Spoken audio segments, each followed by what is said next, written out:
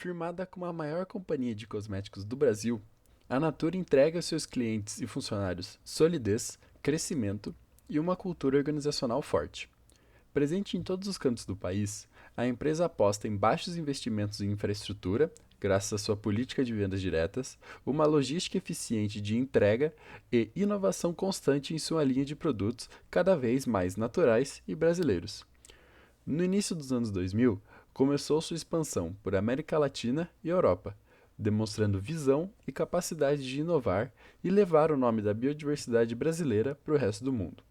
Além disso, sua área de pesquisa e desenvolvimento também é um ponto forte da organização, investindo quase 3% do seu capital líquido anual apenas em expansão laboratorial, análise mercadológica e desenvolvimento de embalagens e produtos. Por aqui, vamos tentar entender como essa gigante nacional aplica os conceitos de Garrett Morgan em seu livro Imagens da Organização, escrito em 2006, onde ele traça paralelos e metáforas entre as organizações e sistemas do cotidiano, a fim de explicar essas empresas de dentro para fora.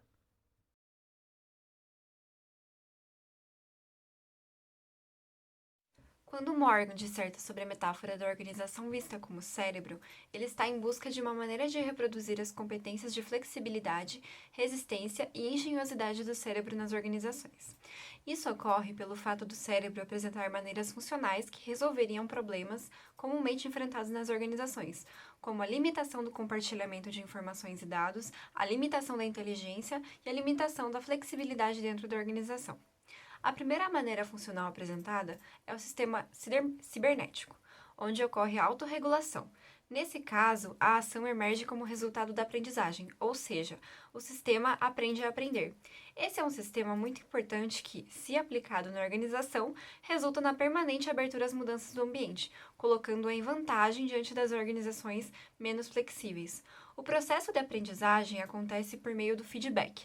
Caso tudo esteja acontecendo corretamente, a empresa segue o fluxo de funcionamento, e caso não esteja, o fluxo é interrompido e o problema é resolvido. Nesse caso, é o feedback negativo.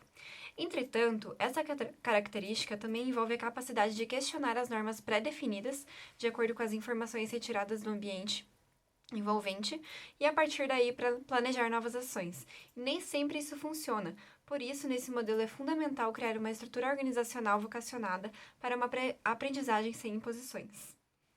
A segunda maneira funcional apresentada é o sistema holográfico, onde a produtividade é mantida, mesmo em situações onde há um elo fraco na cadeia de produção, pois outro elo o substitui. Este é o que chamamos de princípio das funções redundantes. Ele garante flexibilidade e cria um excesso de capacidade que estimula o desenvolvimento de novas atividades e funções. Na sequência, outras características que compõem o sistema holográfico são a variedade de requisitos, a mínima especificação e o fator de aprender a aprender. No caso da Natura, podemos observar que ela já apresentou comportamentos alinhados ao sistema cibernético, identificados nas seguintes situações. A Natura realiza pesquisas anuais sobre o clima organizacional desde 1985 com seus colaboradores, e essa ação já promoveu melhorias nos setores da logística dos colaboradores, nos programas afirmativos de inclusão e na educação corporativa da organização. Tal fenômeno revela a aplicação da autorregulação dentro da empresa, pois ela foi capaz de desenvolver técnicas de habilidade de aprendizado em seu interior em busca de estar sempre melhorando e inovando, caracterizando-a como um sistema cibernético. Outro exemplo que caracteriza a Natura como uma organização cibernética é a ampla e crescente utilização das tecnologias da informação para desenvolver e melhorar o seu relacionamento com os clientes, consultores e colaboradores.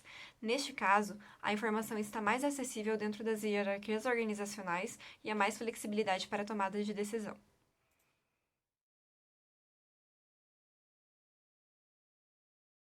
Em meio ao seu desenvolvimento organizacional, a Natura caracteriza-se pelo seu envolvimento cultural e suas relações históricas. No decorrer dos anos, em meio à sua história e crescimento, sua cultura é composta por um conjunto de relações históricas que compõem a sua estrutura cultural. Ela é vinculada à sua cultura com pontos estratégicos em meio ao desenvolvimento ligado a seu caráter e a seus colaboradores. E como já tratado sobre a estrutura, vamos falar agora sobre as suas características culturais. Nelas estão ligados alguns pontos importantes como as revendedoras, vistas como um dos pontos principais quando tratamos da marca. Podemos citar os grupos informais, sendo as revendedoras, e os formais como os funcionários dentro da empresa. Como sua criação de realidade, a Natura é uma empresa ativa e ao mesmo tempo viva. As suas mini-sociedades são ligadas a crença, ideologia, linguagem, imagem e valores. Sua crença é ligada a ser uma das maiores empresas do ramo. Ideologia acredita em sua importância e do seu produto. Linguagem composta pelos funcionários e dos rituais da organização. Imagem, como ela é vista e como ela transmite essa visão.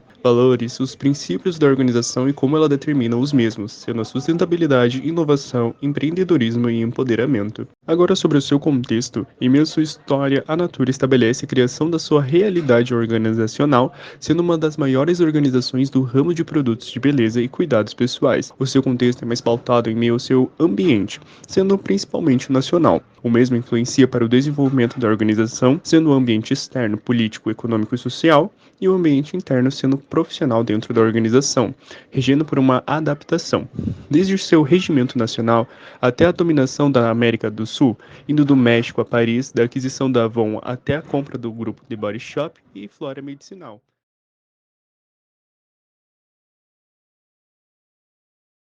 Quando entramos no tema de organizações como sistemas políticos, a gente vai ver que os interesses, os conflitos e o poder são palavras-chave para esse tema.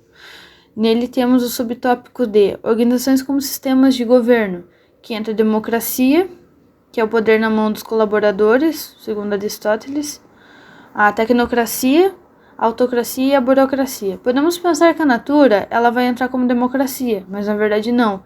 Ela entra como burocracia, porque ocorre a autoridade formal e a base de regras. Voltando a Aristóteles vai mostrar no livro o pensamento dele de conciliar as necessidades dos membros dentro da organização e fazer um meio de criar a ordem na diversidade, para que ocorra um ambiente saudável, uma organização muito assim bem estruturada. A gente entra em atividades políticas que ocorre muito as decisões, entrando os permissores, processos, problemas e objetivos. Nesses problemas, a gente vai ver conflitos, que mais futuramente podemos ver que esses conflitos podem ser resolvidos com os gerentes, mas que a gente vai entrar um pouco mais para frente. Ocorre muita metáfora política que também vai ser comentada. E ele vai citar muito sobre a tarefa, carreira e pessoal, que o colaborador ele tem que ter um equilíbrio entre essas para ele também seguir dentro da organização.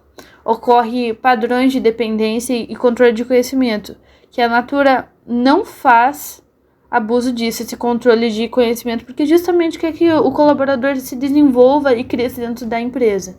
Ela não quer perder pessoas, com grande potencial.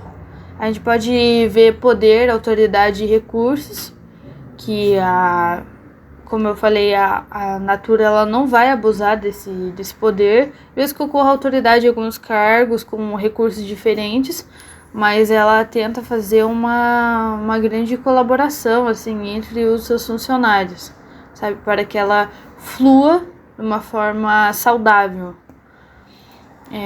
Quando a gente entra em metáfora política, que foi comentada antes, a gente vê que ocorre vantagens e limitações.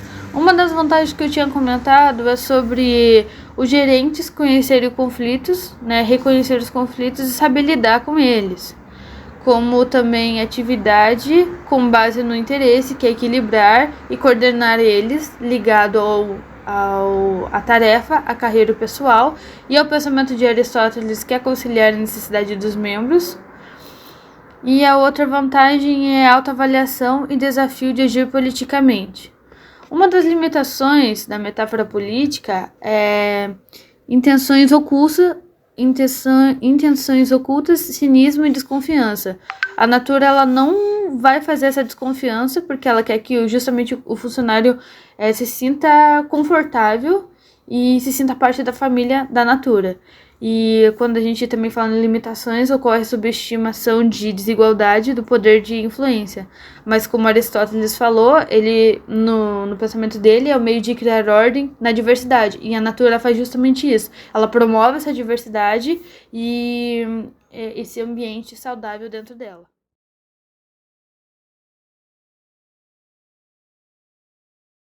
Ao longo dos anos, desde sua fundação, a Natura vem trabalhando na construção de uma sólida identidade e reputação com propósitos bem definidos. Dessa maneira, atualmente possui uma vasta quantidade de premiações acumuladas e a cada ano que se passa, busca manter-se presente nos rankings.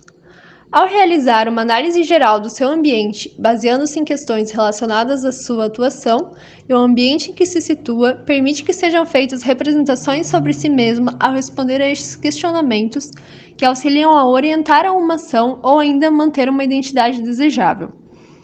Desse modo, ao examinar seu ambiente, a Natura consegue compreender onde se encontra e para onde está caminhando, portanto, a compreensão de que tem de si mesma reflete nas conquistas adquiridas até o momento e, por meio do processo de autorreferência, toma como base os acontecimentos que culminaram no seu sucesso ou fracasso, para que, a partir dessa observação e entendimento do seu próprio funcionamento, possa dar continuidade na manutenção da sua identidade ou ainda alterar seu funcionamento para a criação da identidade que se deseja alcançar.